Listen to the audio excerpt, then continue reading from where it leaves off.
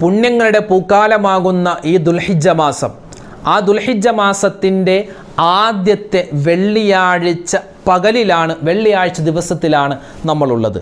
നബി സല്ലല്ലാഹു അലൈഹി വസല്ലമ തങ്ങളുടെ ഹദീസ് പഠിച്ച പണ്ഡിതന്മാർ പറയുന്നു, ഒരു മനുഷ്യൻ ദുആ ചെയ്താൽ 5 രൂപത്തിലായിരിക്കും ആ ദുആ അള്ളാഹു സ്വീകരിക്കുന്നത്. ഏതൊക്കെയാണ് 5 രൂപങ്ങൾ? വിശദമായി നമുക്കൊന്ന് കേൾക്കാം. എൻ്റെ ഉമ്മമാരെ ശ്രദ്ധിച്ച് കേൾക്കണേ. പല ആളുകളും പറയും, ഉസ്താദ് ഞങ്ങളൊക്കെ ഒരുപാട് നാളായി ദുആരക്കുന്നു, പക്ഷെ ഇതുവരെ അള്ളാഹു തആല ഉത്തരം നൽകിയിട്ടില്ല.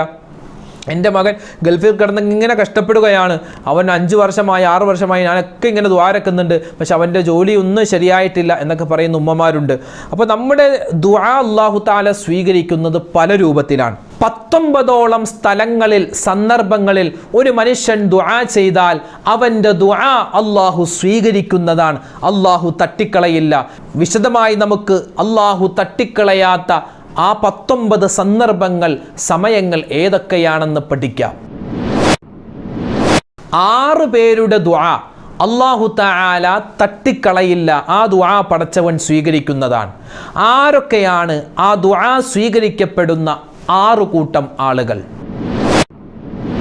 ഇന്നത്തെ ഈ വീഡിയോയിൽ 2 ദുആ എൻ്റെ ഉമ്മമാർക്ക്, എൻ്റെ ഉപ്പമാർക്ക് പഠിപ്പിച്ചു തരാം. ഈ 2 ദുആ നമ്മൾ മുറുകെ പിടിച്ചാൽ നമുക്ക് ദുന്യാവും കിട്ടി, നാളെ ആഖിറവും കിട്ടി. ചെറിയ ദുആ എന്നാൽ മഹത്വങ്ങൾ ഏറെയാണ്. ഏതാണ് ആ ദുആ എന്ന് നമുക്ക് പഠിക്കാം. സുബ്ഹാനല്ലാഹ്, അൽഹംദുലില്ലാഹ്. അസ്സലാമു അലൈക്കും വറഹ്മത്തുള്ളാഹി വബറകാതുഹു. ബിസ്മില്ലാ വൽഹംദുലില്ലാ അസ്സലാത്തു വസ്സലാമു അലാ റസൂലില്ലാഹ്. ഏറ്റവും സ്നേഹ ബഹുമാനം നിറഞ്ഞ മുഅ്മിനീങ്ങളെ, അല്ലാഹു സുബ്ഹാനഹു വ തആല നമുക്ക് നമ്മളോട് ബന്ധപ്പെട്ട എല്ലാവർക്കും ഈ പരിശുദ്ധമായ ദുൽഹിജ്ജ മാസത്തിൻ്റെ എല്ലാവിധത്തിലുള്ള ശ്രേഷ്ഠതകളും ഫളീലത്തുകളും അല്ലാഹു നൽകി അനുഗ്രഹിക്കുമാറാവട്ടെ. നമ്മളിൽ നിന്നും ഹജ്ജിന് പോയിട്ടുള്ള ഹാജിമാർ അവരുടെ ഹജ്ജും ഉംറയും അള്ളാഹു മഖ്ബൂലും മബ്റൂറുമായി സ്വീകരിക്കുമാറാവട്ടെ. നമുക്കെല്ലാവർക്കും ഒരുപാട് വട്ടം അവിടേക്ക് ചെല്ലാനും ഒരുപാട് ദുആരക്കാനും ഒരുപാട് ഇബാദത്തെടുക്കാനും പടച്ചവൻ നമ്മെ എല്ലാവരെയും അനുഗ്രഹിക്കുമാറാവട്ടെ. ആമീൻ. ഇന്ന് പരിശുദ്ധമായ ദുൽഹിജ്ജ മാസത്തിൻ്റെ 4ാമത്തെ ദിവസത്തിലാണ് നമ്മളുള്ളത്.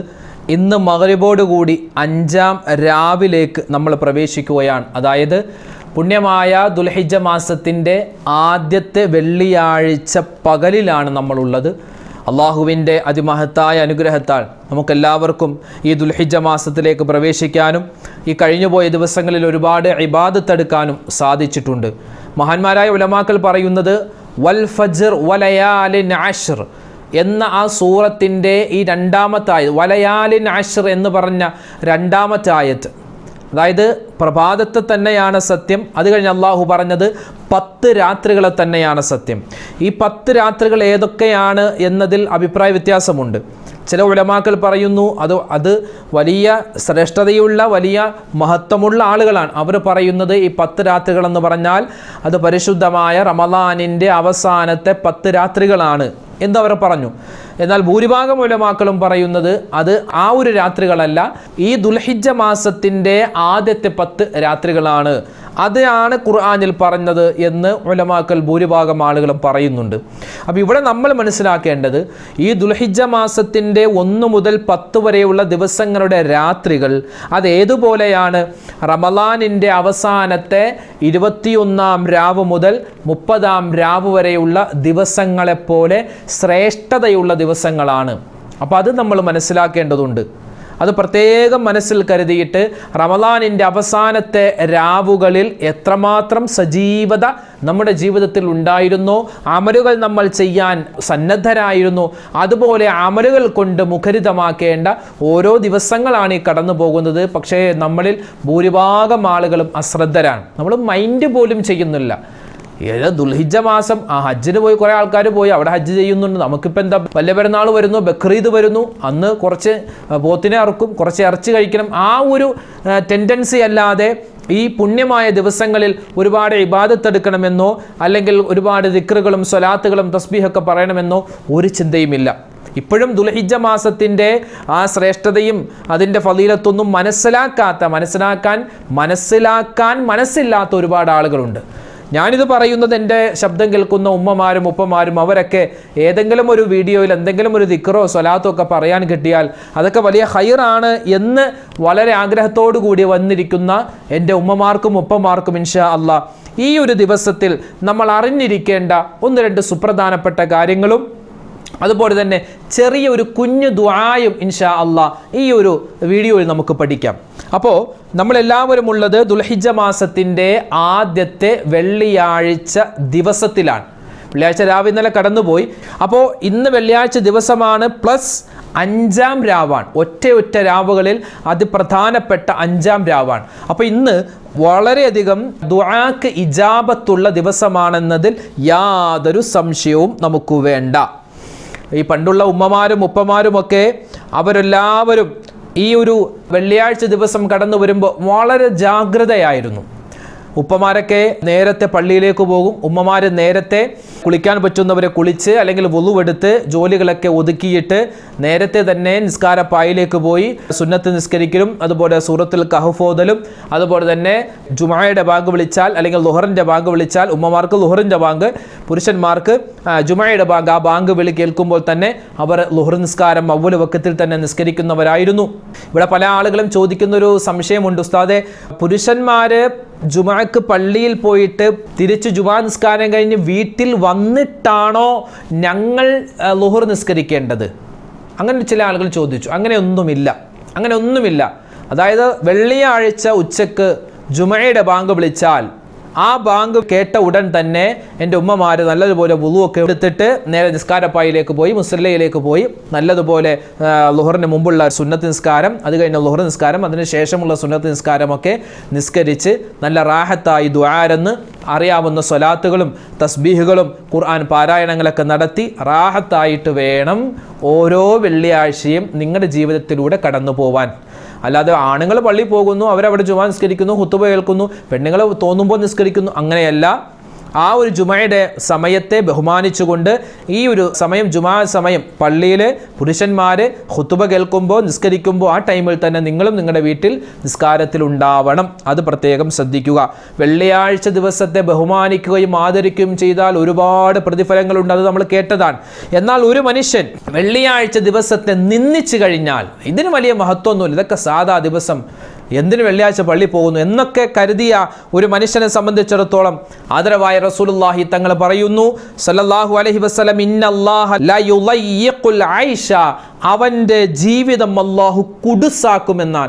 എന്ത് കച്ചവടം ചെയ്താലും ബറക്കത്തില്ല, കുടുംബത്തിൽ എപ്പോഴും പ്രശ്നങ്ങളാണ്, മക്കൾ പറഞ്ഞിട്ട് അനുസരിക്കുന്നില്ല, എപ്പോഴും കടമാണ്, പ്രയാസമാണ്, രോഗമാണ്. എന്തേ കാരണം? ആദരിക്കേണ്ടതിനെ ആദരിക്കുകയും ബഹുമാനിക്കേണ്ടതിനെ ബഹുമാനിക്കുകയും ചെയ്യാത്തതിൻ്റെ കാരണമാണ്. വെള്ളിയാഴ്ച ദിവസം എന്ന് പറഞ്ഞാൽ അള്ളാഹു ആദരിക്കുകയും ബഹുമാനിക്കുകയും ചെയ്യുന്ന, അത് ചെയ്യേണ്ട മുഅ്മിനീങ്ങൾ ചെയ്തിരുന്ന ഒരു ദിവസമാണ്. മാത്രമല്ല ദുൽഹിജ്ജ മാസം എന്ന് പറഞ്ഞാൽ അള്ളാഹു ആദരിച്ച മാസമാണ്. അപ്പോൾ ദുൽഹിജ്ജ മാസത്തിൻ്റെ ആദ്യത്തെ വെള്ളിയാഴ്ച ദിവസം നമ്മളിലേക്ക് ഇതാ കടന്നു വന്നിരിക്കുന്നു. നമ്മൾ ആ ദിവസത്തിലാണ്. അതുകൊണ്ട് ഇന്നത്തെ ഈ ദിവസത്തെ ബഹുമാനിക്കുകയും ആദരിക്കുകയും ചെയ്യണം. അതുപോലെ ദുആ ചെയ്യൽ ഏറ്റവും കൂടുതൽ വർദ്ധിപ്പിക്കേണ്ട ഒരു ദിവസമാണ്. വെള്ളിയാഴ്ച ദിവസം മാത്രമല്ല, ബാക്കിയുള്ള ദിവസങ്ങളിലും പ്രത്യേകിച്ച് വെള്ളിയാഴ്ച ദിവസം ഒരുപാട് ദുആ അധികരിപ്പിക്കേണ്ട. കാരണം ദുആക്ക് അല്ലാഹു ഇജാബത്ത്, അതിൻ്റെ ഉത്തരം നൽകാമെന്ന് ഏറ്റിട്ടുള്ള ഒരു ദിവസമാണ് വെള്ളിയാഴ്ച ദിവസം. വിശുദ്ധമായ ഖുർആനിൽ അല്ലാഹു തആല പറയുന്നുണ്ട്, ഉദുഊനി അസ്തജിബ് ലക്കും, നിങ്ങൾ എന്നോട് ദുആ ചെയ്യിൻ, നിങ്ങൾ എന്നോട് ചോദിക്കും, ഞാൻ നിങ്ങൾക്ക് നൽകാം എന്ന് അല്ലാഹു തആല പറഞ്ഞിട്ടുണ്ട്. ഒരു മുഅ്മിൻ, എൻ്റെ ഉമ്മമാരെ ശ്രദ്ധിച്ച് കേൾക്കണേ. പല ആളുകളും പറയും, ഉസ്താദ് ഞങ്ങളൊക്കെ ഒരുപാട് നാളായി ദുആരക്കുന്നു, പക്ഷെ ഇതുവരെ അല്ലാഹു തആല ഉത്തരം നൽകിയിട്ടില്ല. എൻ്റെ മകൻ ഗൾഫിൽ കിടന്ന് ഇങ്ങനെ കഷ്ടപ്പെടുകയാണ്, അവൻ 5 വർഷമായി 6 വർഷമായി ഞാനൊക്കെ ഇങ്ങനെ ദുആരക്കുന്നുണ്ട്, പക്ഷെ അവൻ്റെ ജോലി ഒന്നും ശരിയായിട്ടില്ല എന്നൊക്കെ പറയുന്ന ഉമ്മമാരുണ്ട്.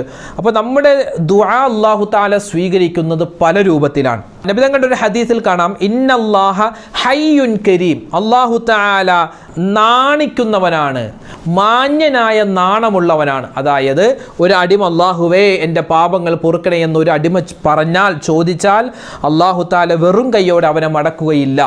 അപ്പോൾ ഒരാൾ ദുആ ചെയ്യുമ്പോൾ 5 രൂപത്തിലാണ് അവൻ്റെ ദുആ അല്ലാഹു തആല കബൂലാക്കുന്നത്. 5 രൂപത്തിലായിരിക്കും. മഹാന്മാർ പറയുന്നു അഞ്ചാലൊരു രൂപത്തിലാണ്. ഒന്നാമത്തേത്, ഒരു മനുഷ്യൻ ദുആ ചെയ്തു കഴിഞ്ഞാൽ അവൻ്റെ ദുആ അള്ളാഹു അപ്പോൾ തന്നെ സ്വീകരിക്കുന്നതാണ്. അവൻ എന്ത് കാര്യമാണോ ചോദിച്ചത് ആ കാര്യം തന്നെ അള്ളാഹു അവനിക്ക് കൊടുക്കുന്നതാണ്. ചില ആളുകൾക്ക് അങ്ങനെ, അള്ളാഹുവേ പടച്ചോനെ എനിക്ക് ആ ജോലി തരണേ എന്നിങ്ങനെ ദ്വാരന്നു, അള്ളാഹു ആ ജോലി തന്നെ അവനിക്ക് കൊടുത്തു. ചിലപ്പോൾ നമ്മൾ ചോദിച്ചത് ഉടൻ തന്നെ കിട്ടിയേക്കാം, കുറച്ച് താമസിച്ചാണെങ്കിലും അത് കിട്ടിയേക്കാം. രണ്ടാമത്തേത്, ചോദിച്ച ഉടനെ തന്നെ അള്ളാഹു താല കൊടുക്കില്ല. നമ്മളൊരു കാര്യം ചോദിച്ചാൽ അള്ളാഹു ഉടൻ തന്നെ തരില്ല, കുറേ നാൾ നമ്മെ ഒന്ന് ക്ഷമ പരീക്ഷിച്ചിട്ടാണ് പിന്നീടായിരിക്കും അള്ളാഹു നൽകുന്നത്. അതാണ് രണ്ടാമത്തേത്. മൂന്നാമതായി ഉലമാക്കൾ പറയുന്നു, നമ്മളൊരു കാര്യം ചോദിച്ചാൽ ആ ചോദിച്ചത് അള്ളാഹു തരില്ല, ചിലപ്പോൾ അതിനേക്കാൾ ഹൈറായത് തരും. അള്ളാഹുവേ എനിക്ക് ആ കമ്പനിയിൽ തന്നെ ജോലി തരണേ. നോക്കുമ്പോൾ ആ കമ്പനി 2-3 മാസങ്ങൾക്ക് ശേഷം അത് പൂട്ടിപ്പോയെങ്കിൽ അള്ളാഹു താല നമുക്ക് അതിനേക്കാൾ വലിയൊരു കമ്പനിയിൽ ജോലി തരും. അപ്പോൾ അങ്ങനെ അള്ളാഹു താല ചിലപ്പോൾ എന്ത് ചെയ്യാം, നമുക്ക് ഹൈറായത് അള്ളാഹു താല തന്നേക്കാം ദുആ ചെയ്യുമ്പോൾ. നാലാമത്തേത്, അള്ളാഹു താല ചോദിച്ചതൊന്നും കൊടുക്കില്ല. ജോലിയാണ് ചോദിച്ചത്, പക്ഷേ ജോലിയൊന്നും കൊടുത്തില്ല. പകരം മറിച്ച് അവൻ്റെ ജീവിതത്തിൽ വരാനുള്ള വലിയ അദാബുകളെ, വലിയ ആപത്തുകളെ അള്ളാഹു താല തട്ടിമാറ്റുമെന്നാണ്. അഞ്ചാമത്തേത്, ഇവിടെ ഒന്നും നമ്മളൊരു ദുആ ചെയ്താൽ എന്ത് കാര്യം ചോദിച്ചാലും പടച്ചോൻ തരില്ല, പക്ഷേ അതിൻ്റെ പ്രതിഫലം, ആ ദുആ ചെയ്തതിൻ്റെ പ്രതിഫലം നാളെ ആഖിറത്തിൽ നമ്മൾ വരുമ്പോൾ അവിടെ അള്ളാഹു നമുക്ക് നൽകും. അപ്പോൾ ഈ അഞ്ചാലൊരു രൂപത്തിലായിരിക്കും നമ്മുടെ ദുആ അള്ളാഹു സ്വീകരിക്കുന്നത്. ഇനി മനസ്സിലാക്കേണ്ടത്, ചില ആളുകളുടെ ദുആക്ക് വളരെ ശ്രേഷ്ഠതയുണ്ട്, പെട്ടെന്ന് അള്ളാഹു സ്വീകരിക്കും. അങ്ങനെ ചില ആൾക്കാരുണ്ട്. ഒന്ന്, നോമ്പ് പിടിച്ചവൻ്റെ ദുആയാണ്. അവൻ്റെ ദുആ അള്ളാഹു വേഗത്തിൽ സ്വീകരിക്കാവുന്നു. ഫർദ് നോമ്പാവട്ടെ, സുന്നത്ത് നോമ്പാവട്ടെ, നല്ല ആളാണെങ്കിൽ, നല്ലൊരു മുഅ്മിനാണെങ്കിൽ അവൻ്റെ നോമ്പ് പിടിച്ചുള്ള ദുആ അള്ളാഹു സ്വീകരിക്കുന്നതാണ്. രണ്ടാമത്തേത്, യാത്രക്കാരൻ്റെ ദുആ. ഹലാലായ യാത്ര ചെയ്യുന്ന ഒരു മനുഷ്യൻ ആ യാത്രക്കിടയിൽ ചെയ്യുന്ന ദുആ അള്ളാഹു സ്വീകരിക്കും. മൂന്നാമത്തേത്, ആക്രമിക്കപ്പെട്ട മനുഷ്യൻ, മദ്ലൂമായ ആക്രമിക്കപ്പെട്ട മനുഷ്യൻ, അവൻ്റെ ദുആയും അള്ളാഹു സ്വീകരിക്കും. നാലാമത്തേത്, രോഗിയായ മനുഷ്യൻ ആ രോഗാവസ്ഥയിൽ ചെയ്യുന്ന ദുആ അള്ളാഹു സ്വീകരിക്കും. അഞ്ചാമത്തേത്, മക്കൾക്ക് വേണ്ടി ചെയ്യുന്ന ദുആയും അല്ലാഹു സ്വീകരിക്കുന്നതാണ്. ആറാമത്തേത്, ഭരണാധികാരി തൻ്റെ കീഴിലുള്ള ആളുകളുടെ ക്ഷേമത്തിന് വേണ്ടി ദുആ ചെയ്താൽ അത് സ്വീകരിക്കുന്നതാണ്. നമ്മുടെ ഇന്നത്തെ ഭരണാധികാരികൾ ദുആ ചെയ്യുക പോയിട്ട് മൈൻഡ് പോലും ചെയ്യുന്നില്ല, പിന്നെയല്ല ദുആരക്കൽ. അപ്പോൾ ഒരു ഭരണാധികാരി അവൻ്റെ ഭരണീയർക്ക് വേണ്ടി ദുആ ചെയ്ത് അള്ളാഹു സ്വീകരിക്കുന്നതാണ്. കാരണം അത്രമാത്രം ഒരു ഉത്തരവാദിത്തമുള്ള ശ്രേഷ്ഠതയുള്ള ആളാണ് ഈ ഭരണാധികാരി എന്ന് പറഞ്ഞാൽ. അങ്ങനെ ആവണം. ഇന്ന് സ്വന്തം തടി വീർപ്പിക്കാൻ വേണ്ടിയുള്ള നെട്ടോട്ടത്തിലാണ് ഭരണാധികാരികൾ. അത് നമ്മുടെ വിഷയമല്ല, അങ്ങോട്ട് കിടക്കുന്നുമില്ല. അപ്പോൾ പറഞ്ഞു വന്നത്, ഒരു മനുഷ്യൻ ദുആ ചെയ്താൽ അള്ളാഹു സ്വീകരിക്കുന്നത് അഞ്ചാലൊരു രൂപത്തിലായിരിക്കും. അതുപോലെ തന്നെ 6 പേരുടെ ദുആ അള്ളാഹു തട്ടിക്കളയുകയില്ല, അള്ളാഹു വേഗത്തിൽ സ്വീകരിക്കും. ഇനി പറയാൻ പോകുന്നത് 19ഓളം വരുന്ന സമയത്തുള്ള ദുആ അള്ളാഹു ഉറപ്പായും സ്വീകരിച്ചിരിക്കും. 19 സ്ഥലത്തുള്ള ദുആ അല്ലെങ്കിൽ 19 സന്ദർഭത്തിലുള്ള ദുആ അല്ലാഹു തആല സ്വീകരിക്കുന്നതാണ്. നമുക്ക് പരിശോധിക്കാം. ഇതൊക്കെ പറയുന്നത് ഓരോ ഹദീസിൻ്റെയും അടിസ്ഥാനത്തിലാണ്. ഒന്നാമത്തേത്, ഇൻദ നുസൂലിൽ മത്വർ, മഴ പെയ്തുകൊണ്ടിരിക്കുമ്പോൾ ചെയ്യുന്ന ദുആ. മഴ പെയ്തുകൊണ്ടിരിക്കുമ്പോൾ, മഴയത്ത് ഇറങ്ങിയിട്ട് ദുആ ചെയ്യണമെന്നില്ല. മഴ പെയ്തുകൊണ്ടിരിക്കുമ്പോൾ നമ്മൾ അകത്താണെങ്കിലും വീടിൻ്റെ ഉള്ളിലാണെങ്കിലും കുഴപ്പമില്ല, ദുആ ചെയ്താൽ അല്ലാഹു ആ ദുആ സ്വീകരിക്കുന്നതാണ്. രണ്ടാമത്തേത്, ബൈനൽ അദാനി വൽ ഇഖാമ, ഇക്കാമത്ത് കൊടുക്കുന്നതിന് മുമ്പ്, ബാങ്ക് വിളിച്ച് ഇക്കാമത്ത് കൊടുക്കുന്നതിന് മുമ്പുള്ള സമയത്തുള്ള ദുആ. ഒരു 20 മിനിറ്റൊക്കെ ഉണ്ടാവില്ല ഏകദേശം. പള്ളികളിൽ ഇപ്പോൾ ളുഹർ അസറൊക്കെ ആണെങ്കിൽ 20 മിനിറ്റ് ഉണ്ടാകും, ചിലപ്പോൾ മഗ്രിബ് ആണെങ്കിൽ 1-2 മിനിറ്റ് ഉണ്ടാവുള്ളൂ. അപ്പോൾ അങ്ങനെ ആ ബാങ്കിൻ്റെയും ഇക്കാമത്തിൻ്റെയും ഇടയിലുള്ള സമയം അല്ലാഹു തആല ദുആ സ്വീകരിക്കുന്നതാണ്. മൂന്നാമത്തേത്, ബാങ്ക് കൊടുത്ത ഉടൻ തന്നെയുള്ള ദുആ. ബാങ്ക് കൊടുത്ത ഉടൻ തന്നെ നമ്മൾ ചെയ്യുന്ന ദുആ ഏതാ? ലാ ഇലാഹ ഇല്ലല്ലാഹ് അല്ലാഹുമ്മ റബ്ബ ഹാദിഹി ദഅവത്തി തമ്മ വസ്സലാത്തുൽ ഖായിമ ആതി മുഹമ്മദനിൽ വസീലത വൽ ഫളീലത വദ്ദറജത റഫീഅത വബഅത്ഹു മഖാമൻ മഹ്മൂദൻ അല്ലദീ വഅദ്ത വർസുഖനാ ശഫാഅതഹു യൗമൽ ഖിയാമ ഇന്നക ലാ തുഖ്ലിഫുൽ മീആദ്. അങ്ങനെ ഒരു ദുആയുണ്ട്.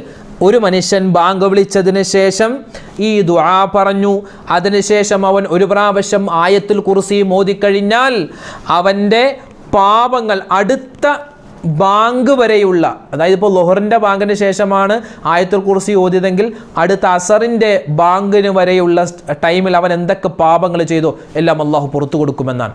അപ്പോൾ മുൻകൂർ ജാമ്യമാണ് ഒരു ആയത്തുൽ കുർസി. അപ്പോൾ ബാങ്ക് വിളിച്ചതിന് ശേഷം അല്ലാഹുമ്മ റബ്ബ ഹാദിഹി എന്ന് പറയുന്ന ദുആ നമ്മൾ പറയുക, അതോടൊപ്പം തന്നെ ഒരു ആയത്തുൽ കുർസിയും ഓതുക. അതിനുശേഷം നമ്മൾ ദുആ ചെയ്താൽ അല്ലാഹു ആ ദുആ സ്വീകരിക്കുന്നതാണ്. നാലാമതായി ഉലമാക്കൾ പറയുന്നു, നിസ്കരിക്കാൻ വേണ്ടി സൊഫായി നിൽക്കുമ്പോൾ, സൊഫായിട്ട് ഇങ്ങനെ നിൽക്കൂലേ, നിസ്കരിക്കാൻ വേണ്ടി എല്ലാവരും ഇങ്ങനെ അടുത്തടുത്ത് നിൽക്കൂലേ, ആ സമയത്ത് ഒരു മനുഷ്യൻ ദുആ ചെയ്താൽ അല്ലാഹു ദുആ സ്വീകരിക്കും. കാരണം മലക്കുകളുടെ സാന്നിധ്യം ഉണ്ടാകുമെന്നാണ്. അവിടെ മലക്കുകളും സൊഫായിട്ട് നിൽക്കുമെന്നാണ് മുഅ്മിനീങ്ങളോടൊപ്പം നിസ്കരിക്കാൻ.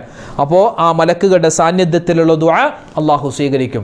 അതുപോലെ തന്നെ അഞ്ചാമത്തേത് ബഅദ സ്വലാത്ത്, സ്വലാത്ത് നിസ്കാരങ്ങൾക്ക് ശേഷം, ഫർളായ നിസ്കാരങ്ങൾ, സുന്നത്തായ നിസ്കാരങ്ങൾക്ക് ശേഷം ചെയ്യുന്ന ദുആ അല്ലാഹു സ്വീകരിക്കും. ആറാമത്തേത് നോമ്പുകാരൻ്റെ ദുആയാണ്, നമ്മൾ നേരത്തെ പറഞ്ഞിരുന്നു. ഏഴാമത്തേത് സുജൂദിൽ കിടന്നിട്ടൊരു മനുഷ്യൻ ചെയ്യുന്ന ദുആയാണ്. സുബ്ഹാന റബ്ബിയൽ അഅല വബിഹംദിഹി എന്ന് നമ്മൾ സുജൂദിലുള്ള ദിക്റിന് ശേഷം അറിയാവുന്ന തരത്തിൽ അറബിയിൽ ഒരു മനുഷ്യൻ ദുആ ചെയ്ത, നിസ്കാരത്തിൽ അറബിയിലെ ദ്വാരക്കാൻ പറ്റും. മലയാളത്തിൽ ദ്വാരന്നാൽ നിസ്കാരം ബാത്തിലാകും. പക്ഷേ മലയാളത്തിൽ ദ്വാരക്കാം, മനസ്സിൽ പറയാം അല്ലാഹുവേ എൻ്റെ പ്രയാസങ്ങൾ മാറ്റണം, പാപങ്ങൾ പൊറുക്കണമെന്നൊക്കെ മനസ്സിൽ നമുക്ക് പറയാം. നാവ് കൊണ്ട് പുറത്തേക്ക് വരരുത്. നാവ് കൊണ്ട് പറയുകയാണെങ്കിൽ അറബിയിൽ ദ്വാരക്കണമെന്നാണ്. ഇപ്പോൾ അറബിയിൽ ദ്വാരക്കം നമുക്ക് അറിയില്ല എങ്കിൽ എന്ത് ചെയ്യുക, മനസ്സിൽ തന്നെ എന്താണോ നമുക്ക് മുറാദുള്ളത് അതൊക്കെ നമുക്ക് മനസ്സിൽ കൊണ്ടുവരാം. അപ്പോൾ സുജൂദിലുള്ള ദുആ. എട്ടാമത്തേത് വെള്ളിയാഴ്ച രാവിലുള്ള ദുആ അല്ലാഹു സ്വീകരിക്കും. ഒൻപതാമത്തേത് തഹജ്ജുദിൻ്റെ സമയത്തുള്ള ദുആ അല്ലാഹു സ്വീകരിക്കും, അത്താഴ സമയത്തുള്ള ദുആ. പത്താമത്തേത് ഒരു അനുഗ്രഹം നമുക്ക് കിട്ടിയാൽ, അല്ലെങ്കിൽ ഒരു അനുഗ്രഹം നമ്മൾ കേട്ട് കഴിഞ്ഞാൽ ഉടൻ തന്നെ ദുആരക്കണം. ഒരു കുട്ടി ഉണ്ടായി എന്ന ഒരു സന്തോഷ വാർത്ത, ഒരു അനുഗ്രഹം കിട്ടിക്കഴിഞ്ഞാൽ ഉടൻ തന്നെ നമ്മൾ എന്ത് പറയുക, അൽഹംദുലില്ലാ എന്ന് പറഞ്ഞിട്ട് നമ്മൾ ഏതെങ്കിലും ഒരു ദുആ പറഞ്ഞാൽ അല്ലാഹു ആ ദുആ സ്വീകരിക്കുമെന്നാണ്. 11ാമത്തേത് ഖത്തീബ് മിമ്പറിൽ കയറിയിട്ട് ഇറങ്ങുന്ന സമയം. ഖത്തീബ് മിമ്പറിൽ കയറുമല്ലോ ഖുതുബോദാൻ, എന്നിട്ട് 2 ഖുതുബയും ദുആയൊക്കെ കഴിഞ്ഞ് തിരിച്ചിറങ്ങുന്ന ആ ഒരു ടൈം, ഒരു 10 മിനിറ്റ് ഒക്കെ ഉണ്ടാവും. 10 മിനിറ്റോ അല്ലെങ്കിൽ 8 മിനിറ്റോ 5 മിനിറ്റോ ഒക്കെ ഉണ്ടാവുമല്ലോ.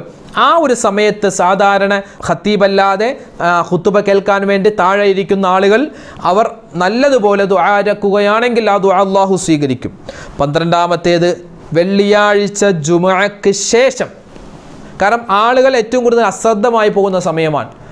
ചിലപ്പോൾ ജുമാക്ക് മുമ്പ് ചിലപ്പോൾ പ്രസംഗം ഉണ്ടാകും, അല്ലെങ്കിൽ ജുമാക്ക് ശേഷം പ്രസംഗം ഉണ്ടാവും, അല്ലെങ്കിൽ ഖുതുബയുണ്ട്, നിസ്കാരമുണ്ട്. ഇതൊക്കെ കഴിഞ്ഞിട്ട് വേഗത്തിൽ പോകണമെന്ന്, വീട്ടിലേക്ക് പോകണം അല്ലെങ്കിൽ കച്ചവടത്തിലേക്ക് പോകണം എന്നിങ്ങനെ ധൃതി വരുന്ന ഒരു സമയമാണ്, അല്ലെങ്കിൽ ഭക്ഷണം കഴിക്കാൻ പോകണം. അപ്പോൾ ആ സമയത്ത് അവിടെ തന്നെ ഇരുന്നിട്ട് ഒരു 2-3 മിനിറ്റ് പടച്ചോനെ എൻ്റെ ആ കാര്യം നന്നാക്കി തരണേ, ഈ കാര്യം ശരിയാക്കണേ, മക്കളെയൊക്കെ സ്വാലിഹീങ്ങളാക്കണേ എന്നൊക്കെ ഒരു മനുഷ്യൻ ക്ഷമയോടെ ദുആരെന്നാൽ ആ ദുആ അല്ലാഹു സ്വീകരിക്കുന്നതാണ്. അതുപോലെ മഗ്രിബ് ബാങ്കിന് മുമ്പ്, തൊട്ട് മുമ്പുള്ള ടൈം, ആ ഒരു ടൈമിലും ദുആ ചെയ്താൽ അല്ലാഹു സ്വീകരിക്കുന്നതാണ്. 14ാമത്തേത് അറഫയുടെ ദിവസത്തിൽ ദുആരെന്നാൽ അല്ലാഹു സ്വീകരിക്കുന്നതാണ്. 15ാമത്തേത് റമളാനിലെ മുഴുവൻ ദിവസങ്ങളിലെയും ദുആ അല്ലാഹു സ്വീകരിക്കുന്നതാണ്. 16ാമത്തേത് നോമ്പ് തുറക്കുന്ന സമയത്തുള്ള ദുആ അല്ലാഹു സ്വീകരിക്കും. 17 ഒരു മനുഷ്യൻ രോഗിയായി കിടന്ന് ആ രോഗാവസ്ഥയിൽ കിടന്നവൻ ദുആരെന്നാൽ ദുആ സ്വീകരിക്കും. 18ാമത്തേത് മാതാപിതാക്കൾ മക്കൾക്ക് വേണ്ടി ദുആരക്കുമ്പോൾ ആ ദുആ അല്ലാഹു സ്വീകരിക്കും.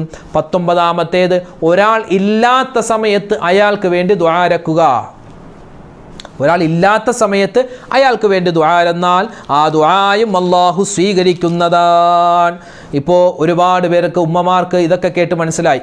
ഉസ്താദ് ഞങ്ങൾക്ക് മനസ്സിലായി. എന്ത്? 3 കാര്യമാണ് പ്രധാനമായി നമ്മൾ പറഞ്ഞത്. ഒരു മനുഷ്യൻ ദുആരെന്നാൽ അല്ലാഹു തആല 5 രൂപത്തിൽ ആ ദുആ സ്വീകരിക്കും. അതുപോലെ തന്നെ 6 പേരുടെ ദുആ അല്ലാഹു തട്ടിക്കളയില്ല, അത് സ്വീകരിക്കും. 19 സന്ദർഭത്തിലുള്ള ദുആ അല്ലാഹു കബൂലാക്കും.